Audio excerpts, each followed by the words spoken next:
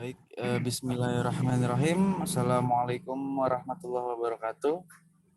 Eh, di sini saya Reza Ramadan sebagai ketua kelompok dari kelompok 2 mata kuliah Politik Global Amerika Serikat yang akan membawakan sebuah presentasi yang berjudul Dependensi Negara-Negara Asia Tenggara terhadap RRC dan Pudarnya Supremasi Amerika Serikat. Di sini kami terdiri dari 6 orang, diantaranya adalah Ainul Yakin, Muhammad Fani Alfian, Muhammad Haikal Irnanto, saya sendiri Reza Ramadan, Sherin Kartika Putri, dan Wela Febrianti.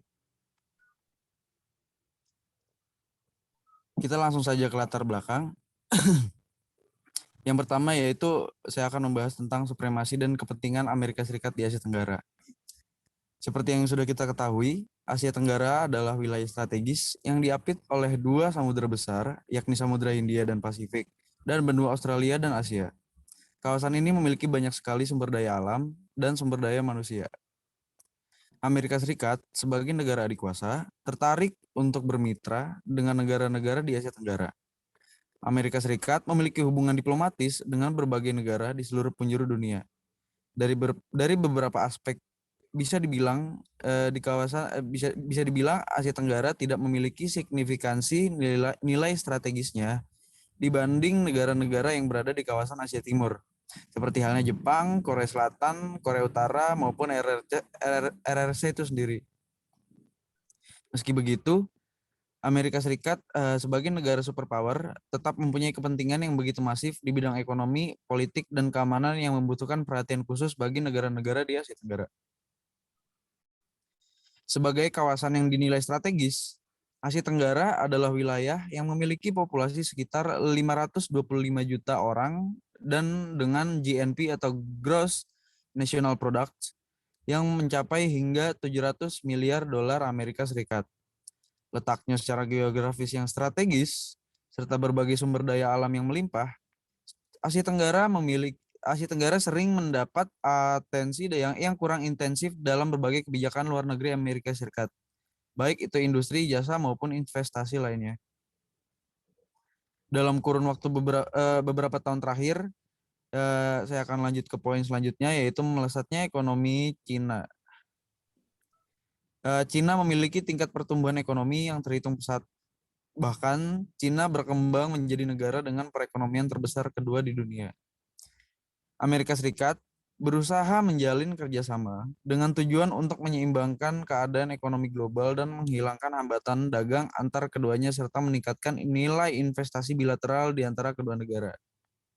Amerika Serikat berusaha mendorong Cina agar bersedia untuk bergabung dengan WTO atau World Trade Organization pada bulan Desember 2001. Dengan bergabungnya Cina dengan WTO merupakan strategi untuk meningkatnya hubungan dagang antara Cina dan Amerika Serikat. 5 ekspor produk Amerika ke Cina meningkat sebanyak 81% dalam periode 3 tahun pertama keanggotaan Cina di WTO. Dibandingkan hanya sejumlah 34% pada 3 tahun terakhir sebelum Cina bergabung dengan WTO. Di lain sisi, import dari Cina meningkat 92% dalam 3 tahun pertama keanggotaan Cina di WTO, yang Amerika Serikat dan Cina menyentuh angka 600 triliun US dollar. Ekonomi Cina dapat berkembang, salah satunya adalah karena keuntungan yang didapat melalui kerjasama dengan Amerika Serikat dan bergabungnya Cina ke dalam institusi-institusi internasional seperti World Bank dan IMF atau International Monetary Fund. IMF mengumumkan bahwa Cina telah menjadi negara terbesar dalam purchasing power parity, mengalahkan Amerika Serikat. Investasi Amerika Serikat di Cina juga mulai berkembang secara perlahan-lahan. Menurut data yang kelompok kami ambil dari Kementerian Perdagangan Cina antara tahun 1979 dan 1989, investasi langsung Amerika Serikat di Cina hanya berjumlah 1,7 juta US dollar. Namun ketika Cina melakukan reformasi ekonomi dengan membuka berbagai sektor bagi investasi asing, investasi Amerika Serikat mulai meningkat secara sangat drastis. Amerika Serikat menjadi negara penghasil manufaktur terbesar di dunia yang bahkan menghasilkan 20% manufaktur global. Namun, hal tersebut terbilang cukup mempengaruhi lapangan pekerjaan di Amerika Serikat. Dampak itulah yang kemudian menjadi isu politik bagi Amerika Serikat, terutama ketika Donald Trump terpilih menjadi presiden Amerika. Oleh karena itu, perdagangan dengan Cina menjadi fokus yang cukup serius dalam kampanye politik Trump selama pencalonan presiden. Setelah terpilih menjadi presiden Amerika Serikat, Donald Trump mulai mengeluarkan beberapa kebijakan.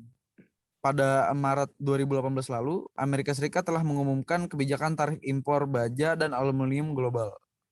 Kebijakan tersebut dibuat dengan tujuan untuk melindungi produsen Amerika Serikat dan merupakan sebuah bentuk kritikal untuk keamanan nasional Amerika Serikat.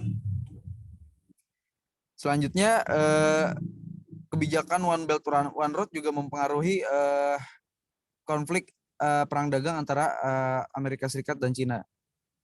Kebijakan One Belt One Road merupakan suatu cara untuk Tiongkok mencapai beberapa kepentingannya di dunia, khususnya di Asia Tenggara.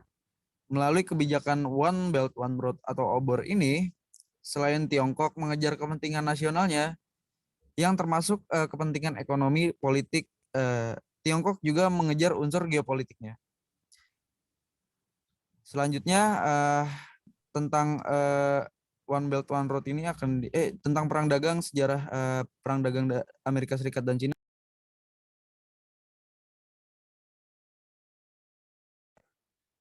Sejarah perang dagang antara Amerika Serikat dan Cina ini, itu hubungan antara Amerika Serikat dan Cina sering menjadi perhatian publik selama kepemimpinan Presiden Amerika Serikat Donald Trump. Keduanya terlibat perang dagang hingga mempengaruhi sektor perdagangan global sejak 2019.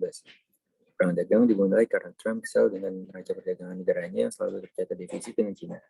Oleh karena itu, ia memilih langkah proteksionisme untuk memperbaiki neraca perdagangan Amerika Serikat. Berikut ada fotonya. Di foto ini dijelaskan kronologi dari perang dagang itu sendiri, serta dengan adanya perang dagang antara Amerika Serikat dan China ini tentu merugikan kedua belah pihak. Dari pembahasan ini bisa disimpulkan bahwa kebijakan perang dagang oleh Amerika Serikat tersebut didasari oleh faktor kepentingan Trump selama masa kampanyenya yang ingin direalisasikan. Trump berjanji untuk memberikan lapangan pekerjaan bagi rakyat Amerika. Selain itu, Trump juga ingin menerapkan proteksionisme dengan perjalanan kebijakan penaikan tarif impor produk China. China merasa perlu melakukan sebuah aksi demi melindungi kedaulatan negara dan kepentingan ekonomi. China melakukan counter attack untuk menjaga kepentingan ekonomi agar tidak terganggu. Selain itu, China menganggap kebijakan yang dikeluarkan oleh Amerika Serikat tersebut merupakan sebuah bentuk ancaman.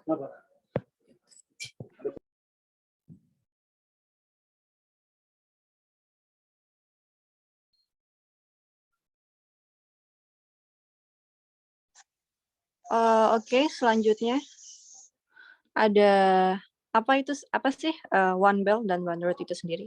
Jadi pengertian One Belt One Road itu sendiri adalah program kerjasama yang diinisiasi oleh Presiden Cina pada tahun 2013, yaitu Presiden Xi Jinping.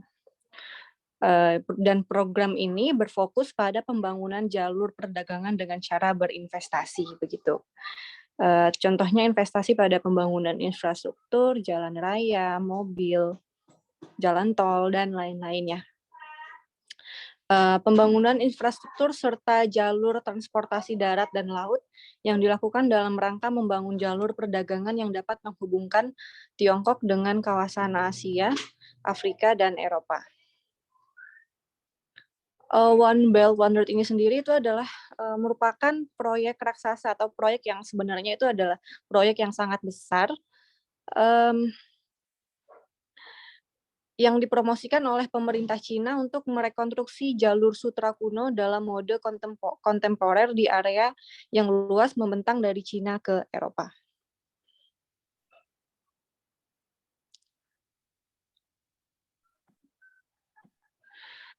One Belt One Road ini sendiri memiliki geografi yang kompleks yang akan mendorong perdagangan dan investasi mengalir selama bertahun-tahun yang akan datang.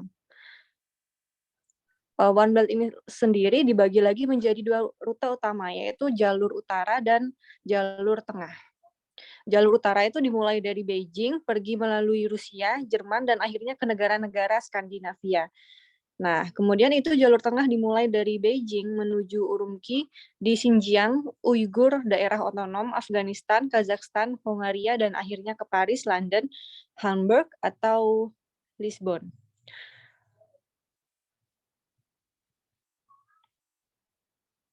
Dan kemudian penerapan One Belt, One Road di Asia Tenggara ini sendiri itu bagaimana? Jadi OBOR ini sendiri memiliki infrastruktur dan konektivitas prioritas utama untuk membantu mempromosikan kerjasama dan integrasi ekonomi di negara-negara ASEAN dan Asia Tengah di bidang seperti perdagangan, industri, investasi, transportasi, dan lainnya. Inisiatif OBOR ini sendiri dimulai dengan infrastruktur dan konektivitas yang merupakan prasyarat bagi ekonomi Cina untuk bergerak keluar dan memperoleh pasar yang lebih besar. Dalam arti tertentu, OBOR juga digunakan untuk menjangkau dan mendukung era baru perkembangan dekade ekonomi Cina.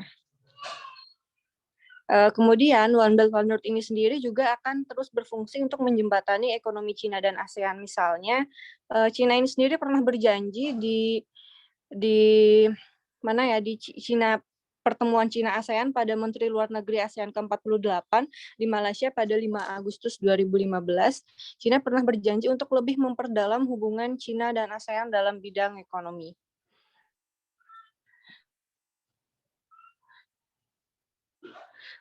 Cina juga berkomitmen untuk memberikan 40 miliar dolar untuk Silk Road Fund dalam rangka meningkatkan infrastruktur dan memperkuat integrasi ekonomi.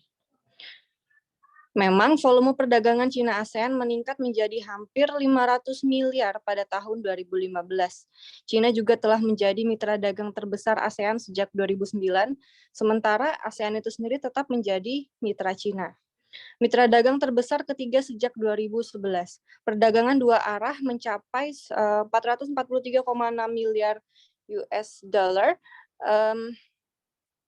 pada tahun 2013, meningkat 11% dan menyumbang sekitar 15% dari total perdagangan di ASEAN. Kemudian perdagangan Cina ASEAN meningkat 8,23% pada tahun 2014 dengan 480,4 miliar US dollar. Dan pada tahun 2013 Cina menyumbang sangat sedikit. Itu terjadi sebelum adanya One Belt One Road. Dia menyumbang hanya sekitar 2,3% dari total masuk investasi asing langsung ASEAN. Sementara ASEAN ini sendiri menerima arus masuk investasi asing langsung dari Tiongkok senilai 8,9 miliar dolar yang merupakan 7,1% total arus masuk ke ASEAN pada tahun 2014. Jadi bisa kita lihat bahwa One Belt One Road ini sendiri sangat berpengaruh pada ekonomi ASEAN. Karena sejak adanya One Belt One Road ini sendiri, investasi asing yang masuk ke ASEAN itu meningkat 10 hingga 15% setiap tahunnya. Itu adalah jumlah yang sangat besar. Dan ini disebabkan oleh adanya One Belt One Road ini sendiri.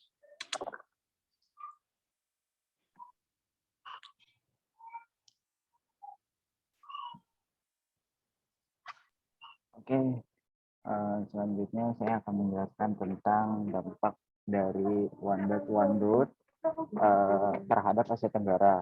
Nah, OBOR tersebut bisa dikatakan proyeknya ambisius RRC atau Republik Rakyat Cina yang bertujuan untuk meningkatkan ekonomi dan politik nasional dengan mengembangkan dari sejarahnya tentang jalur sutra atau jalur perdagangan. Nah, dampak itu terbagi dua, ada positif dan negatif. Positifnya adalah proyek OBOR ini memiliki fokus pada pemanfaatan simpanan devisa Tiongkok yang dapat dikatakan melimpah. Simpanan devisa tersebut kemudian digunakan oleh pemerintah Tiongkok untuk memberi pinjaman pada negara-negara berkembang yang dilewati oleh rute OBOR, ya, termasuk kawasan Asia Tenggara.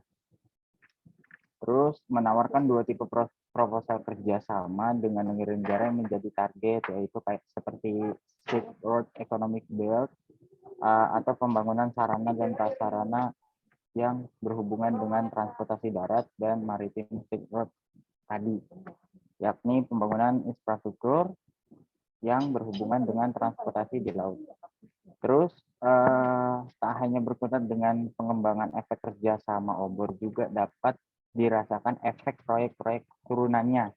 Adanya pembangunan infrastruktur yang memadai diharapkan dapat menarik wisatawan baik lokal maupun mancanegara agar dapat meningkatkan perekonomian dan kesejahteraan daerah yang dibangun tersebut. Nah, terus konektivitas atau sederhananya suatu daerah dapat terjangkau dari daerah lain dengan mudah, dan efek berikutnya dari pengembangan yang dilakukan. Adanya pelabuhan, sarana transportasi, jadi lebih kepada memudahkan mobilitas. Terus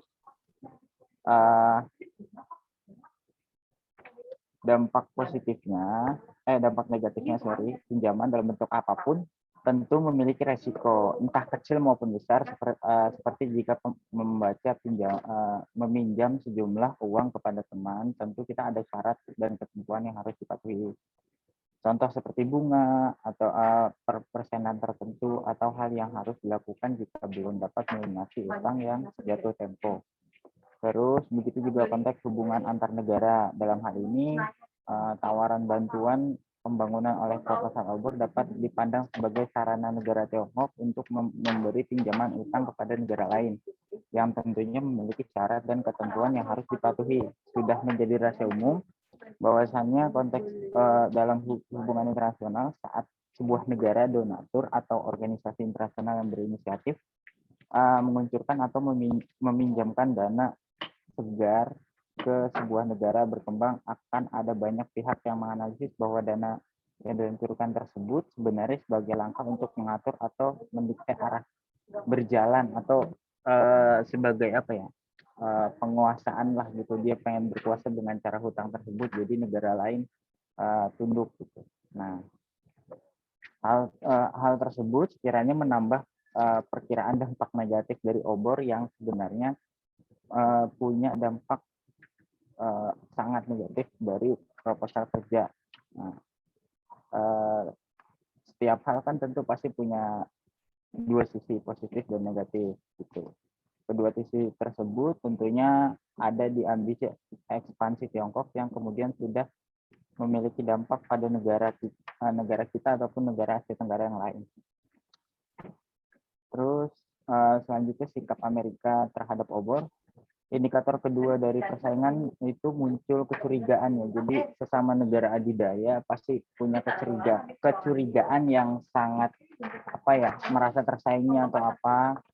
Nah, sikap kedua yang berkontestasi terkait hal tersebut untuk menjelaskan interaksi persaingan antara Amerika Serikat dan China. Mereka butuh saling masing-masing analisis strategi mereka.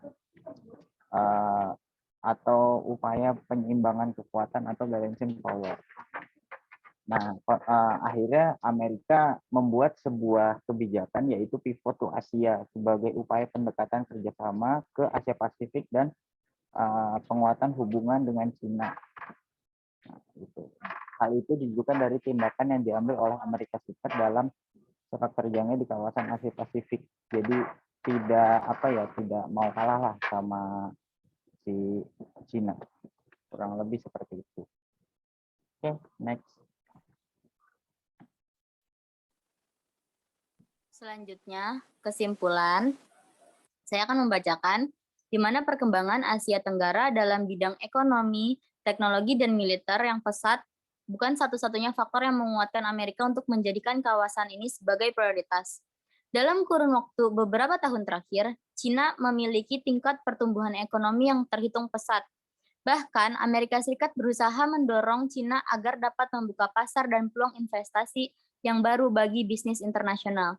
Amerika Serikat telah mengumumkan bahwa kebijakan tarif impor baja dan aluminium global, kebijakan tersebut dibuat dengan tujuan untuk melindungi produsen-produsen Amerika Serikat.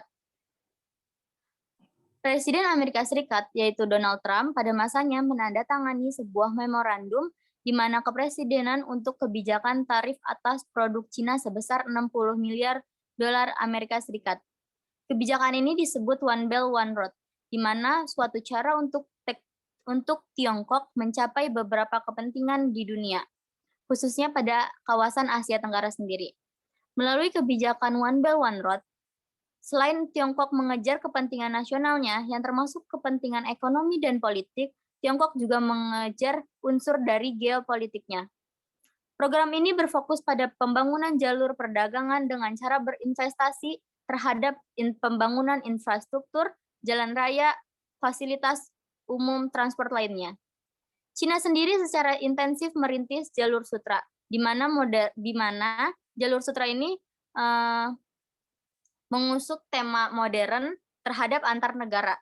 Tentunya jalur sutra ini akan melewati Asia Tenggara termasuk Indonesia.